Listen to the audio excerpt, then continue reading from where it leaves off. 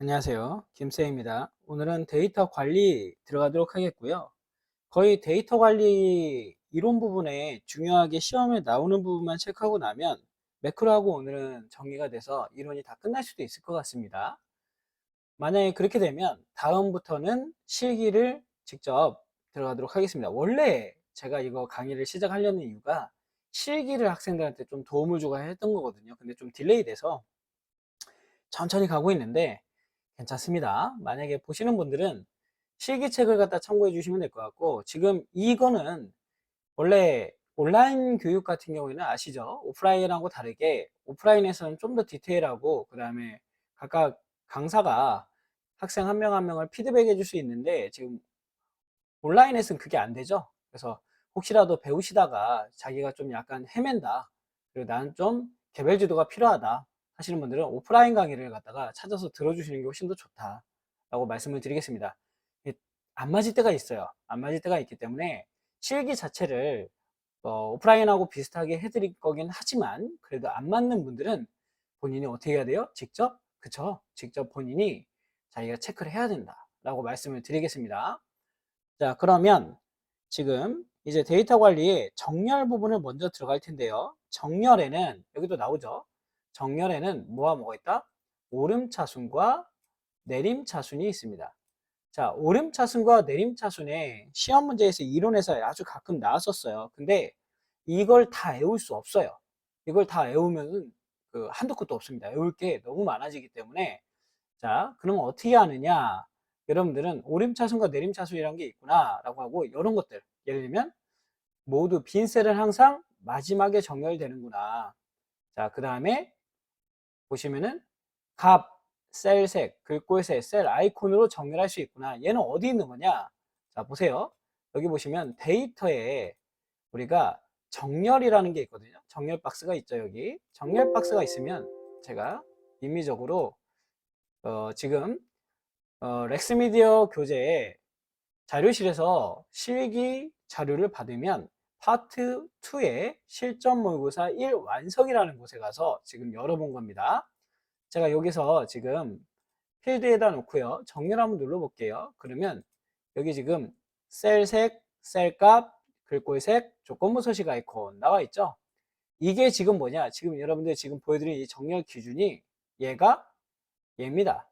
여기 나와 있죠? 값, 셀, 글꼴색, 셀 아이콘 기준을 정렬할 수 있다. 나와 있고요. 이 정렬 기준은 최대 몇 개까지 할 수 있다? 기억해 주세요, 여러분. 64개까지 할 수 있습니다. 64개까지 할 수 있구나. 왜냐면 나중에 64개만 나오는 게 아니라 시나리오가 32개짜리가 하나 있거든요. 그러니까 이 숫자를 가지고도 시험 문제에 가끔 냅니다. 그리고 여러분들 그 옛날에 기억나시나요? 파일에 클립보드에 몇 개 들어간다고? 24개죠. 이런 것들이 숫자가 서로 섞이다 보면 나중에 헷갈려요. 그리고 아까 1과목을 우리가 안 하긴 했지만 1과목은 보시면 컴퓨터 일반 쪽에서 윈도우 화면에서도 클립보드가 나오거든요. 윈도우 화면에서 클립보드는 몇 개가 가능해요? 예, 하나밖에 안 되죠. 그러니까 이런 것들을 갖다가 서로 섞어요. 그러다 보니까 섞이면 나중에 여러분들이 머릿속에서 혼란이 일어날 수 있다. 그래서 이런 것들을 잘 기억해 달라. 자, 그 다음에 보시면은 정렬에 대해서 지금 계속 나오고 있는데, 여러분들이 이 정렬에서는 방금 얘기한 거랑 지금 제가 정렬 박스를 딱 놨잖아요. 여기서 다시 한번 정렬 박스를 놔볼게요. 그러면 이 기준 추가라는 건 뭐냐면 첫 기준이 적용된 하에서 그 아래 기준을 적용하겠다는 겁니다. 그래서 여기 보시면 위아래 버튼이 있는 거예요. 이거 왜 있어요? 밑에 있는 기준을 위로 올릴 때, 우선 적용하고 싶을 때는 위로 올리면 됩니다. 아니면 위에 있는 기준을 내릴 때 아래로 내리면 되고요. 옵션이란 건 뭐냐면 지금 우리 보통 기본은 위에서 아래로 되어 있습니다. 표 자체가. 커말 2급에서는 거의 위에서 아래로 된 세로표만 나온다고 보시면 될 것 같아요. 근데 가끔 우리가 표를 보면 성적표 같은 경우에는 과목이 많아서 왼쪽에서 오른쪽으로 정렬할 때도 있지 않나요?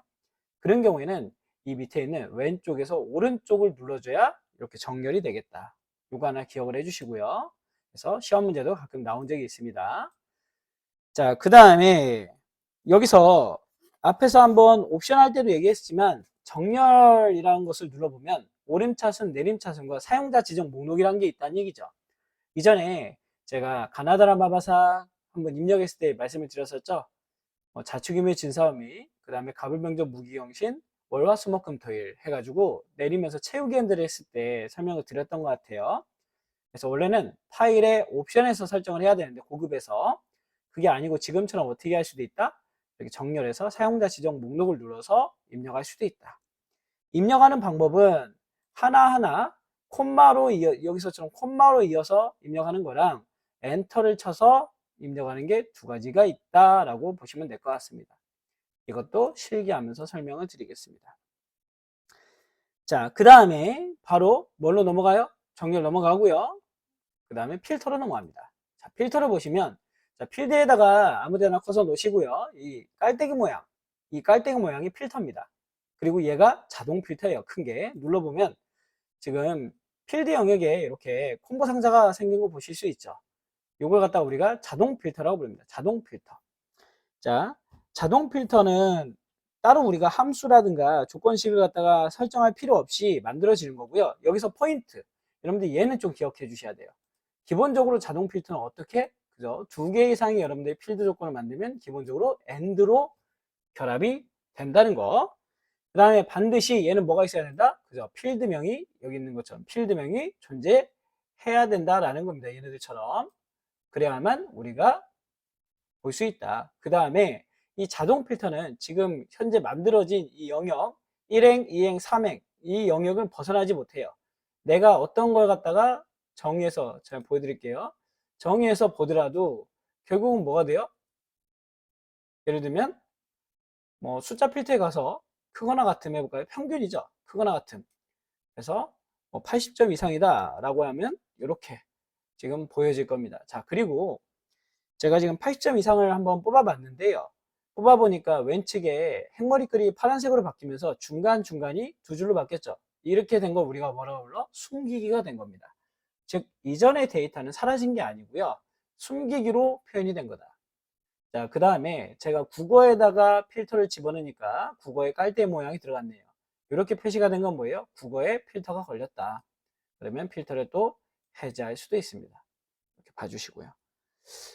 그래서 뭐 여러 개가 있어요. 여기서는 여러분들이 비교 연산자를 여러분들이 볼 수 있기 때문에 아까도 제가 봤었죠. 숫자 필터 가시면 같다는 건 뭐 표현했고요. 우리 부등호 은으로 표시했었고 같지 않으면 서로 부등호가 이렇게 표시됐었죠. 그 다음에 뭐 크다, 초과, 크거나 같음, 이상, 작다, 미만, 작거나 같음, 이하, 그리고 지금처럼 상위 10, 뭐 이런 것도 표현 가능하다. 한번 봐주시면 될 것 같습니다. 자, 그 다음에 고급 필터가 시험 문제에 자주 나와요. 여러분들 고급 필터는 뭐냐면 우리가 조건을 갖다가 직접 입력을 하는 거라고 보시면 되겠습니다. 고급 필터는. 그래서 고급이라고 되어 있는 거 있죠. 요걸 입력하시면 됩니다. 자, 그래서 교재 보시면은 교재에다가 별표 치고 밑줄을 그리셔야 될 게 요거. 여기다가 별표 치고 밑줄을 한번 그어볼까요? 자, 무슨 얘기냐? 자, 지금처럼 and와 or가 있다는 얘기죠. and와 or. and는 그리고 같은 줄에 이렇게 적습니다. 같은 행에 적어주면 and. or는 다른 행에 적어주면 or입니다.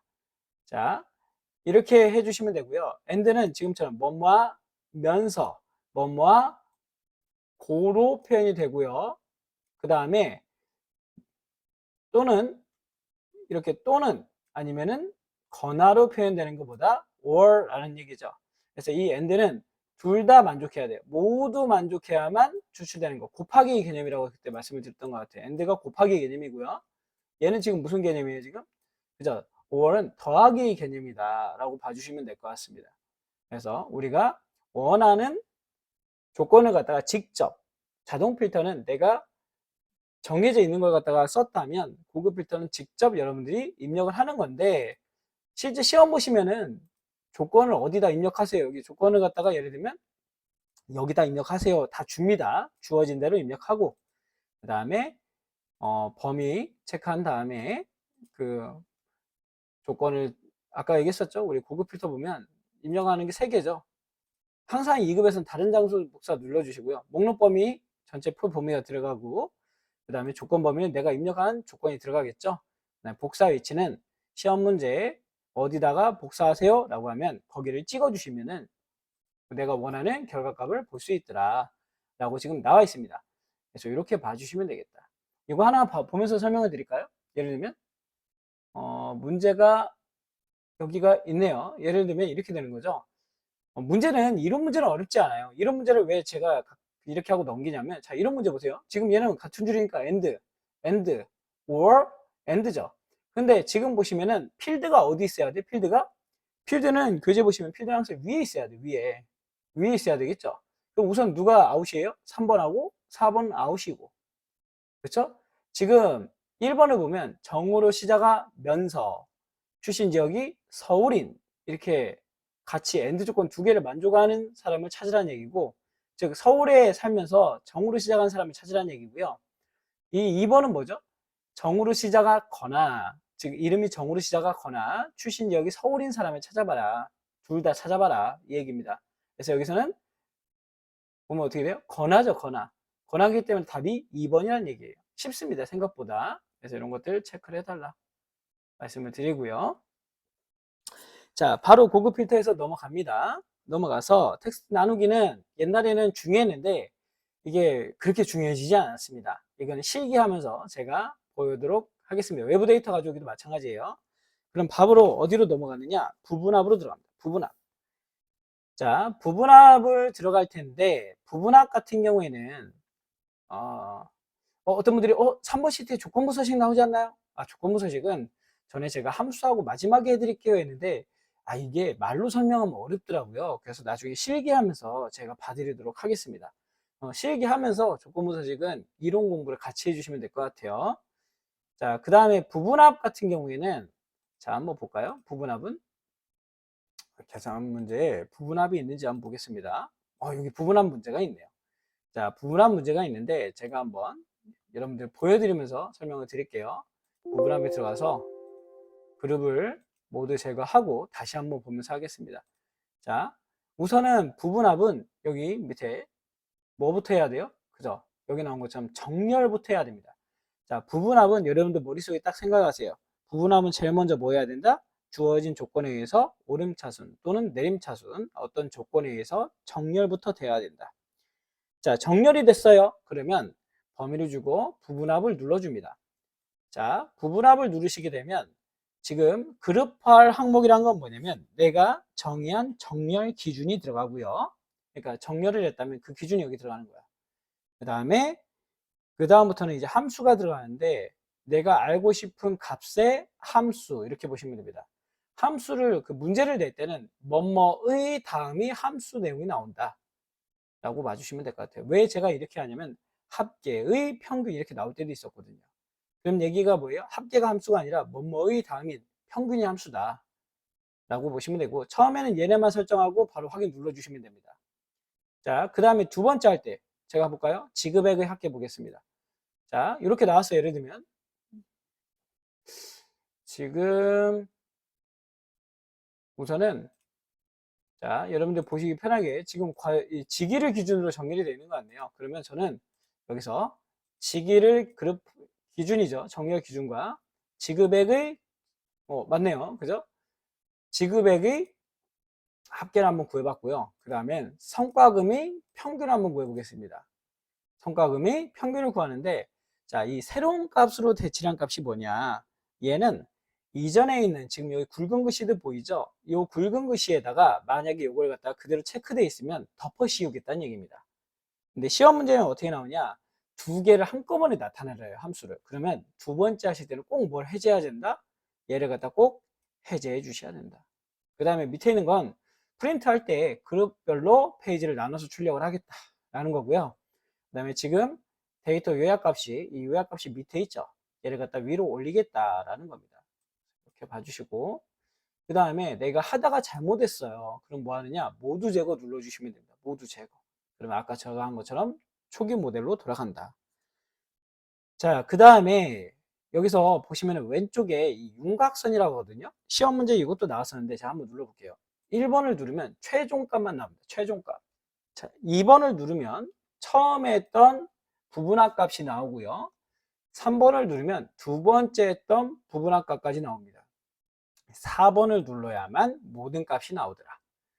자, 그런데 실기할 때는 또 요 윤곽선을 없애봐라 할 때가 있어요. 그럴 때는 그룹 해제에 가셔서 여기 개요 지우기, 요 개요 지우기를 누르면 지금처럼 윤곽선이 사라지게 된다 까지 봐주시면 될 것 같아요.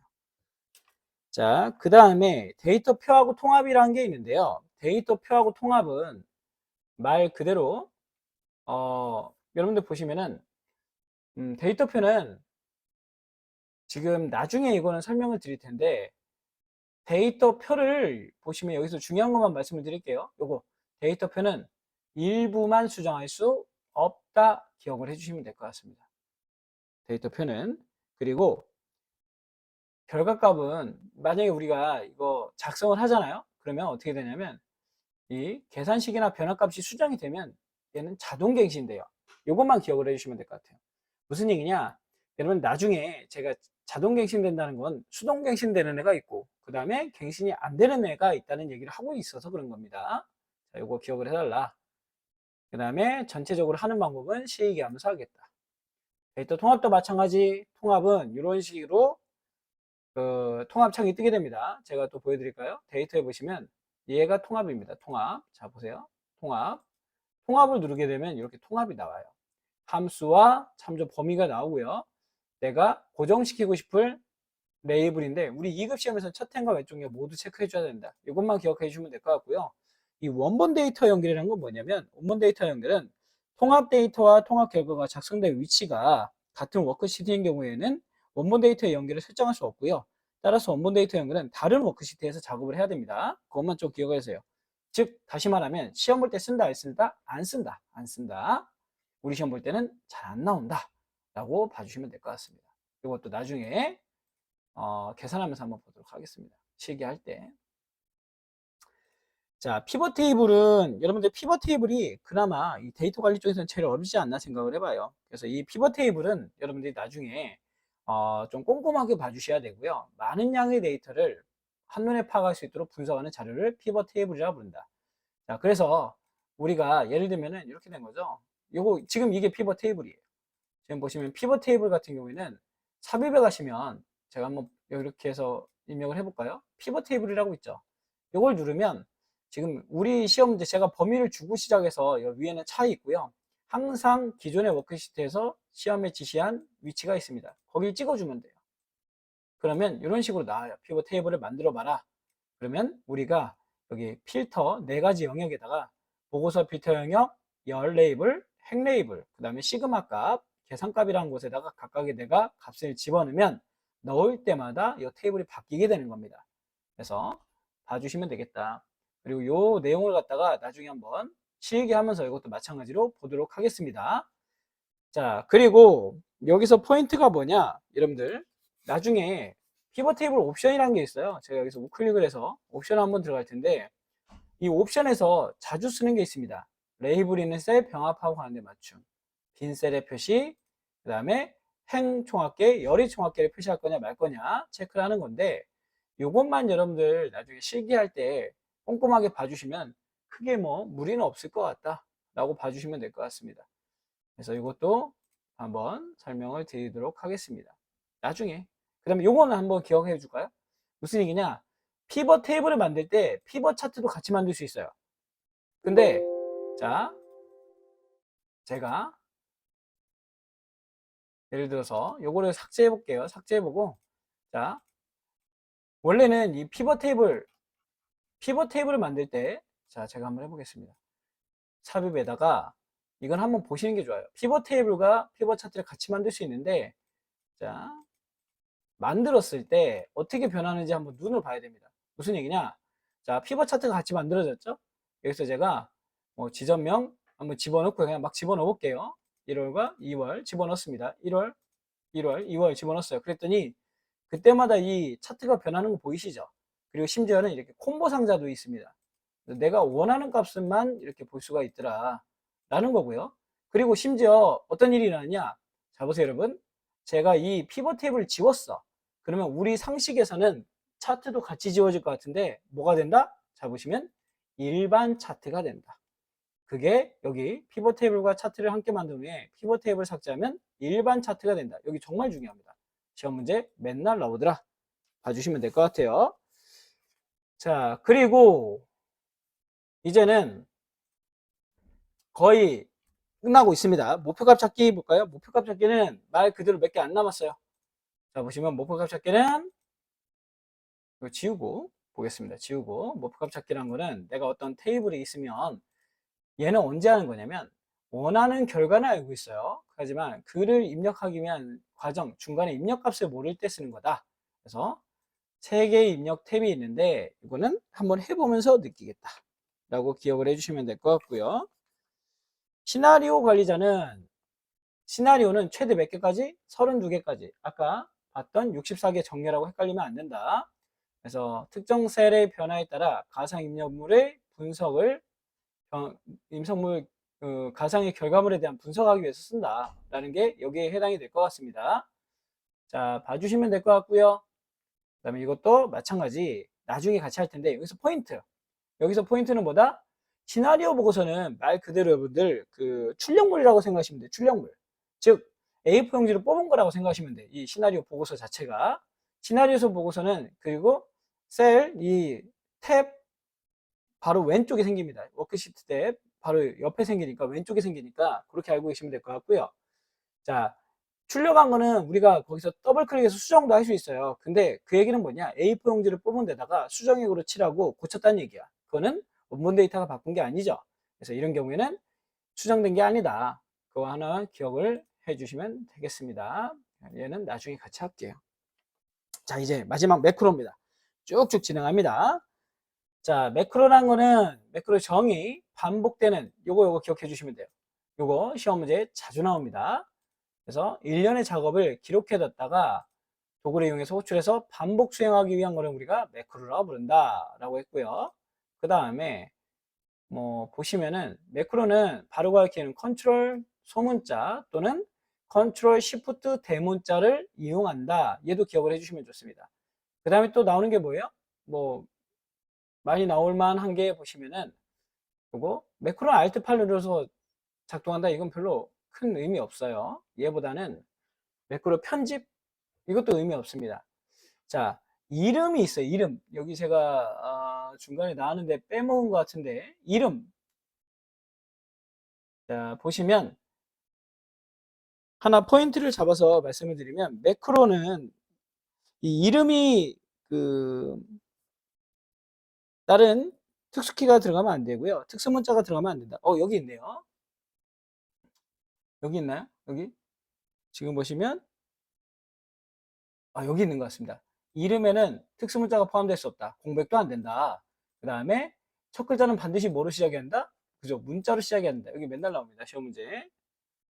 자, 그 다음에 요것도 중요하죠. 매크로에서 지정한 바로가기 키가 있어요. 컨트롤 C 같은 거. 그런 경우에는 엑셀에도 컨트롤 C는 복사죠. 그럴 때는 엑셀의 바로가기 키보다 매크로 키가 우선한다는 거. 그런 거 봐주시면 되겠습니다. 이 정도 하면은 다 끝난 것 같습니다. 그래서 여러분들 공부하실 때 지금 간단하게 시험에 자주 나오는 것만 체크를 했으니까 봐주시면 될 것 같고요. 항상 시험 문제는 3, 40%는 우리가 공부하지 않은 영역에서 나올 수 있다는 거 체크를 해주시면 되겠습니다. 자, 그럼 다음 강에서는 바로 실기 들어가도록 하겠습니다. 수고하셨습니다.